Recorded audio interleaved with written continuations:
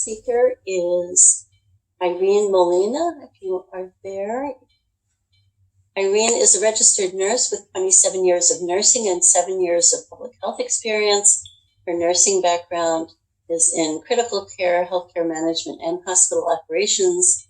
As a public health professional, her goal is to improve health disparities among minority and marginalized populations by addressing the impacts of social determinants of health with outcomes in healthcare utilization.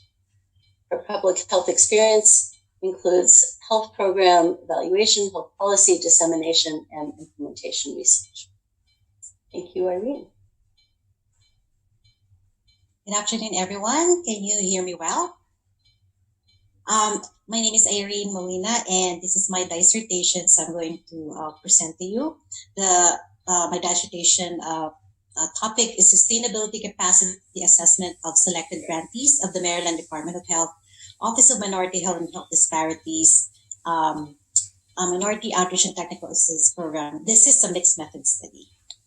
I don't have any relationships to disclose.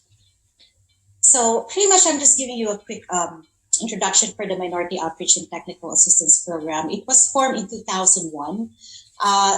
It helps to provide outreach and technical assistance to the minority communities, ensuring that there's an optimum participation in the tobacco and cancer coalitions. In 2004, the Maryland Department of Health Office of Minority Health and Health Disparities was established through the Maryland legislation. And from then on, the MHHD is the main administrator of the MOTA program.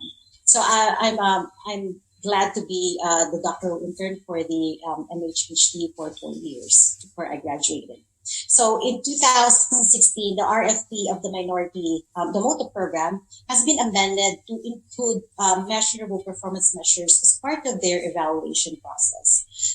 For fiscal year 2018, the MOTA program have had 16 grantees in 19 Maryland jurisdictions.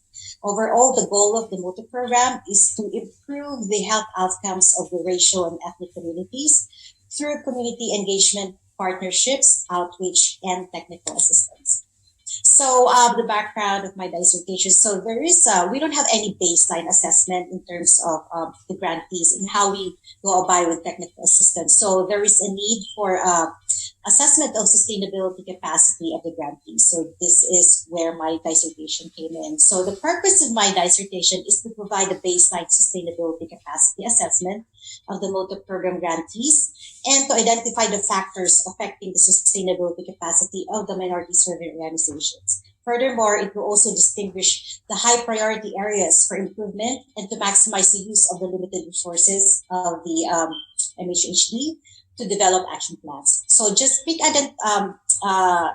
definition of the sustainability capacity. It is the existence of structures and processes which allows the program to leverage resources efficiently to implement and maintain its evidence-based policies. So to make the long story short, it's the ability of the program to implement its intervention despite the limited resources and if the grant is about to be finished.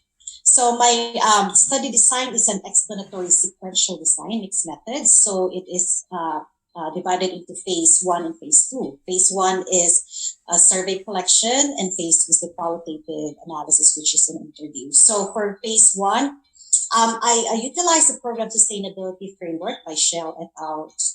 Done in 2013. So this framework is composed of factors or domains that actually influences the program's ability to sustain its activities in time. And this framework comes in with a tool, Program Sustainability Assessment Tool, which is the only validated tool for sustainability capacity assessment.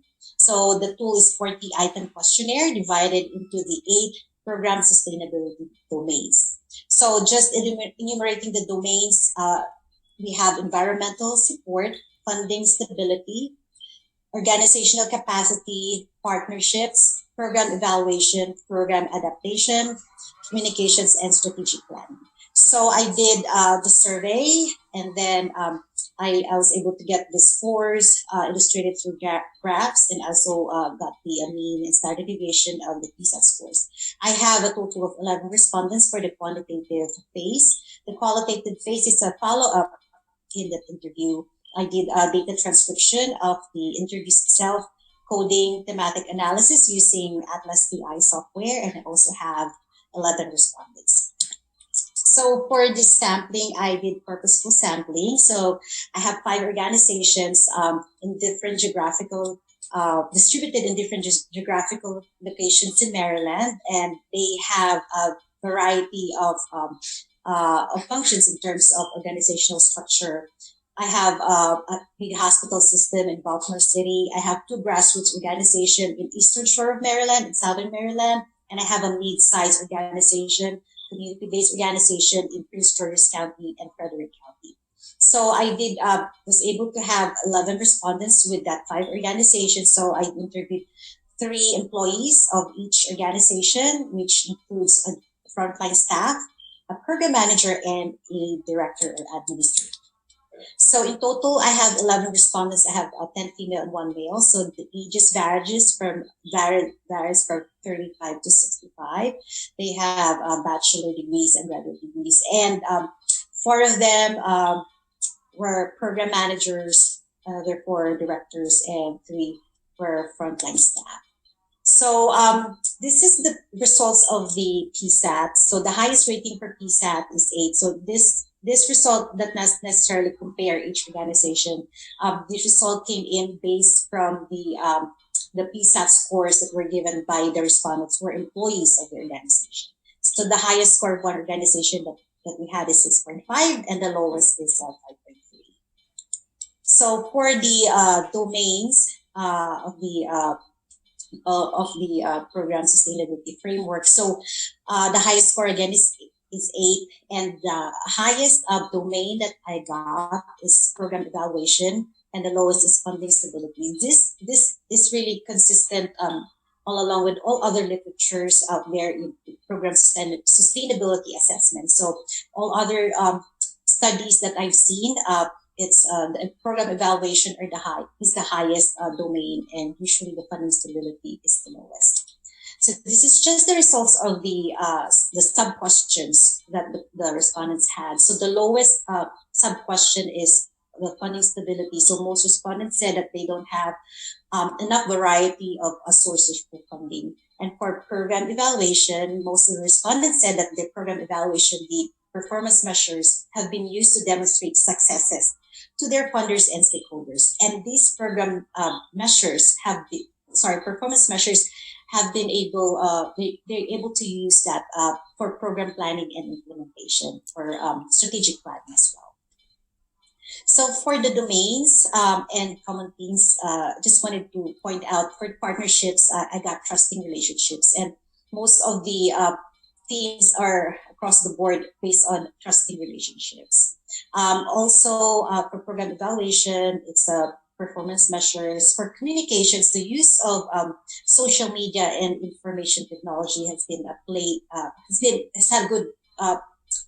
integral for the program implementation of these organizations. So to discuss the qualitative analysis results. So for funding stability, funding cutbacks really have negative effects in each of these programs. And to top it all, each organization needs to address the underlying social determinants of health of the participants in order for them to implement the program. So the social determinants of health includes transportation, home, even basic needs such as food. So this actually provides more burden for this organization, straining their resources, financial and manpower. For program evaluation, most of the organizations have established favorable measurable performance measures such as biomedical markers such as glycosylated hemoglobin has been normal for their participants. Their BMIs have gone down up to change of skills or change in behavior in total. So they also said that the community health workers is very vital in the delivery of public health services. Surprisingly, the use of information technology and social media platforms to implement programs has been very instrumental and useful in their population, because most of the minority populations of them are undocumented. Some of them are mobile. They go from different place to place, even state. So using platforms such as Facebook groups, Viber, which is free, and WhatsApp. So they were able to communicate with the participants freely, and they were able to uh, implement their program, and you were able to follow up the participants as well. So the challenges in evaluation, program evaluation, includes the language and cultural barriers that they've been experiencing in terms of their participants. Also, most of the participants have been very cautious in writing anything, documentation, even putting their names on. So it's really difficult to get a documentation of how many patients have they served, because they would flatly refuse to even put anything in there. And most of them are undocumented, and they really, at the time, in the point in time I was doing my data collection, it is the part wherein the immigration is really uptight, and the ICE is there all the time, and everybody's really scared. Also, the challenges that they have expressed, the organization, is the technical aspects of the program evaluation, such as the collection of data, usage of softwares, computers, all that. So I have like 3 or 4 community-based organization who's really, they don't have enough resources. They have like 2 to 3 staff, and they don't have the manpower to build up softwares to collect data analysis, to collect data. So pretty much. So I did have a conceptual model that I have developed based on the qualitative analysis, some factors affecting the program sustainability of this minority serving organization. So the first, there are 3 factors that I have seen on my qualitative analysis. The first factor is the trusting relationship. So all of the respondents have said, whether they're in Southern Maryland, whether in Baltimore City area, or in Western Maryland, or in the mountains, they always said, when I asked them, why are you still here? Why are you alive? Because of and all of these things is happening, you're still here implementing the program. There's only one thing that they said. It's because the community trusted us. And with that trust, garners community engagement. And then the social determinants of health, overwhelmingly, they said that it's really a burden for them to address the social determinants of health or some other social issues that participants are experiencing, but they really have to do it because they could not implement the program without addressing it. And lastly, the community health workers, they're very thankful and helpful for the health workers because they're really instrumental in bridging the gap, connecting the communities to providers and to the organization. So these are just the direct quotes from my respondents. For trusting relationship, one respondent said that the community knows that our organization is a trusted place, a trusted source to come.